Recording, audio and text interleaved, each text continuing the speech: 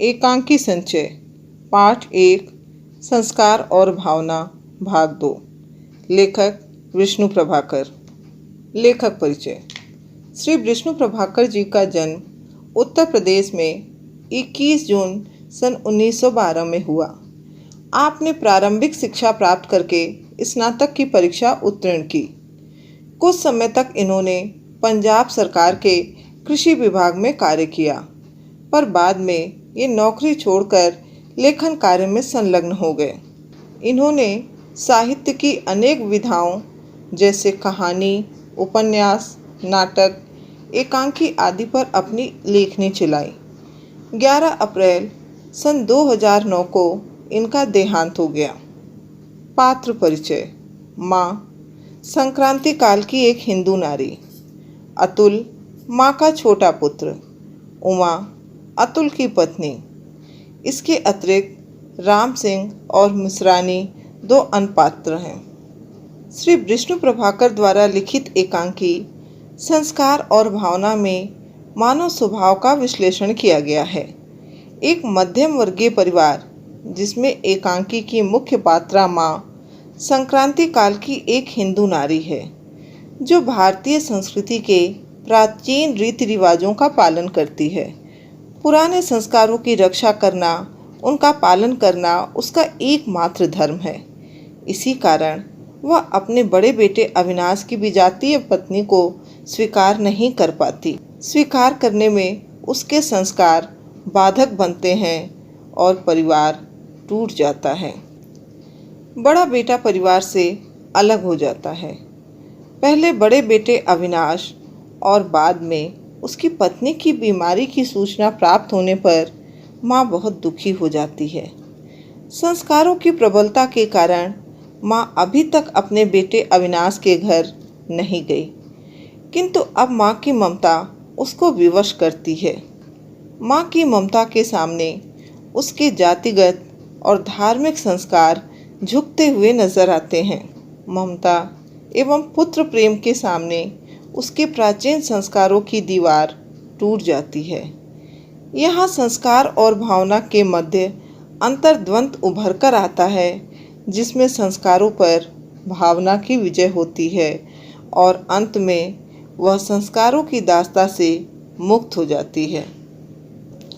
संस्कार और भावना भाग 2। जब उमा माँ को बताती है कि अतुल और स्वयं उमा अविनाश की पत्नी से मिल चुके हैं, तो माँ अत्यधिक आश्चर्यचकित होती है। माँ अविनाश की बातों को याद करते हुए उमा से कहती है, स्वयं उसने मुझसे कहा था, संस्कारों की दास्ता सबसे भयंकर शत्रु है। उमा, यह बड़े भैया ने कहा था। माँ, हाँ, उसी ने कहा था। मैंने उसे बहुत समझाया, अपने प्रेम की दुहाई दी, पर वह सदा यही कहता रहा। माँ, संतान का पालन माता पिता का नैतिक कर्तव्य है। वे किसी पर एहसान नहीं करते, केवल राष्ट्र का ऋण चुकाते हैं। वे ऋण मुक्त हो, यही उनका परितोष है। इससे अधिक मोह है, इसलिए पाप है। पर मैं क्या करूं? मैं जो इससे अधिक है उसी को पाने के लिए आतुर हूँ। मैं ही क्यों, सभी माता पिता यही चाहते हैं। तभी तो मैं समझती हूँ उस डाकिन ने मेरे बेटे को मुझसे छीना है, पर वास्तव में दोष उसका भी नहीं है।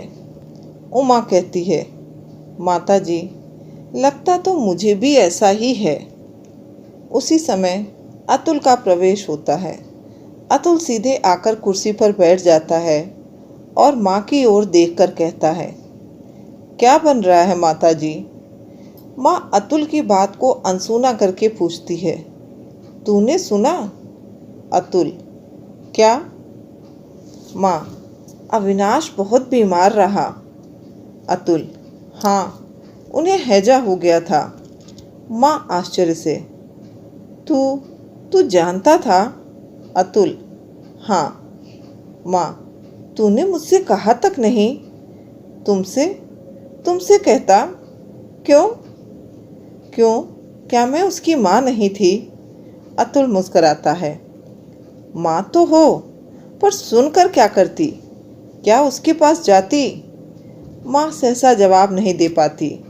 अतुल फिर कहता है, मैं जानता था, मैं जानता तो तब तुम वहाँ नहीं जा सकोगी। और जाने से भी क्या होता? जब तक तुम उस नीच श्रेणी की विजातीय भाभी को घर नहीं ला सकती, तब तक प्रेम और ममता की सारी दुहाई व्यर्थ है। तुम सब निर्मम हो, निर्मम। माँ अतुल को बीच में रोककर, मैं निर्मम हूँ? अतुल, निर्मम ही नहीं, कायर भी। जिन संस्कारों में तुम पली हो, उन्हें तोड़ने की शक्ति तुम में नहीं है माँ। उमा उसी समय प्रवेश करती है। वह बात सुनकर रुक जाती है और कहती है, लेकिन आप में तो है, आप तो वहाँ गए होंगे। अतुल, मुझे वहाँ जाने के लिए कोई काम नहीं था, इसलिए नहीं गया। उमा और माँ इस बात पर आश्चर्यचकित हो जाते हैं कि अविनाश की बीमारी का समाचार सुनकर भी अतुल वहाँ नहीं गया। अतुल, जाकर क्या करता? उमा, क्या भाई के मरने का समाचार सुनकर भी आपका हृदय नहीं पसीजता? अतुल, उमा, यदि तुम भाई साहब को जानती तो ऐसी बात नहीं कहती। मुझे तो क्या, वे मेरे डॉक्टर को भी अपने पास नहीं आने देते। उमा, लेकिन फिर भी वे आपके भाई हैं, आपको देखकर उन्हें शांति मिलती। वे। अतुल उठता है और नौकर को पुकारता है, राम सिंह, पानी ले आओ। लाया सरकार, राम सिंह उत्तर देता है। अतुल उमा की ओर मुड़कर, देखो उमा, भाभी से बढ़कर भैया का और कोई नहीं है। यह कटु सत्य हमें स्वीकार करना ही चाहिए। इसलिए उनके होते हमें कुछ भी करने का अधिकार न ही था और न है। उसी समय बाहर से मिश्रानी का प्रवेश होता है।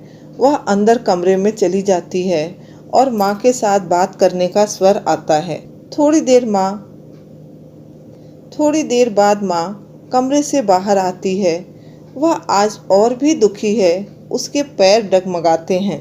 माँ अतुल के पास आकर, अतुल, तूने और भी कुछ सुना? अतुल, क्या माँ? अब अविनाश अच्छा हुआ तो उसकी पत्नी बीमार पड़ गई। कहते हैं उसके बचने की कोई आशा नहीं है। अतुल, हाँ सुना तो है। उमा, क्या सुना है? अतुल उत्तर देता है, यही कि भाभी मरणासन है। उमा आश्चर्यचकित हो जाती है, क्या? माँ, तो तुझे यह भी पता है? अतुल, हाँ माताजी, मुझे पता है, और यह भी पता है कि अपने प्राण खपाकर भाभी ने तो भैया को बचा लिया था, परंतु भैया के पास भाभी को बचाने के लिए प्राण नहीं है। माँ अतुल को अनसुना करके, अतुल, तो क्या अविनाश की बहू मर जाएगी? अतुल, सुना तो ऐसा ही है। उमा अचरज से माँ को देखती है, फिर पति को। उमा, यह आप क्या कह रहे हैं? आप वहाँ नहीं गए? नहीं, आप वहाँ जाइए। अतुल उसी तरह शांत है। कोई लाभ नहीं होगा उमा, भैया में एक दोष है। वे जो कहते हैं करना जानते हैं। उनके पास पैसा नहीं, परंतु उसके लिए वे किसी के आगे हाथ नहीं पसारेंगे। वे फौलाद के समान है, जो टूट जाता है पर झुकता नहीं। उमा, लेकिन भाभी को कुछ हो गया तो? अतुल, भाभी को कुछ हो गया तो क्या होगा? नहीं उमा, इससे आगे सोचने का अधिकार मुझे नहीं है। माँ आगे बढ़कर, लेकिन मुझे तो है। अतुल उसी तरह, अधिकार तो तुम्हें भी नहीं है माँ, पर तुम सोचो तो तुम्हें कोई रोक नहीं सकता। माँ, तो मैं सोचती हूँ अविनाश की बहू को कुछ हो गया तो शायद अविनाश भी। आगे शब्द नहीं निकलते, वाड़ी फूट पड़ती है। उमा अवाक उन्हें देखती है। उमा दुखी होकर माँ को पुकारती है, माताजी, माताजी। माँ, हाँ बेटी, मैं उसे जानती हूँ, वह नहीं बचेगा, नहीं बचेगा।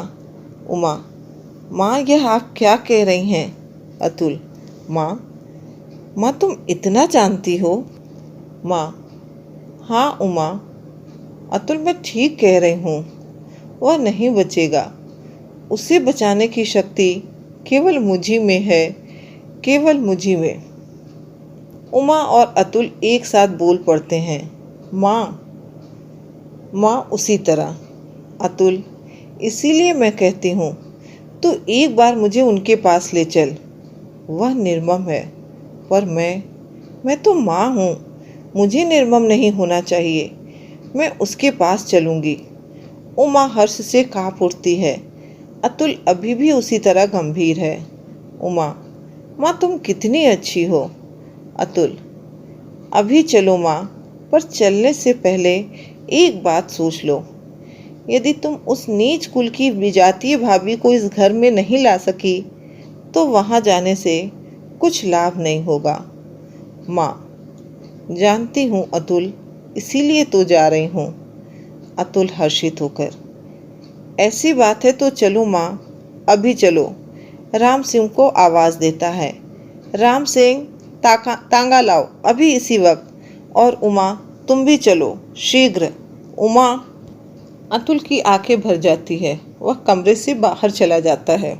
माँ और उमा शून्य में ताकती रहती हैं।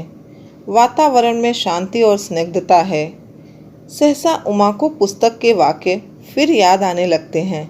वह धीरे से बोलती, जिन बातों का हम प्राण देकर भी विरोध करने को तैयार रहते हैं, एक समय आता है जब चाहे किसी भी कारण से हो, हम उन्हीं बातों को स्वीकार कर लेते हैं।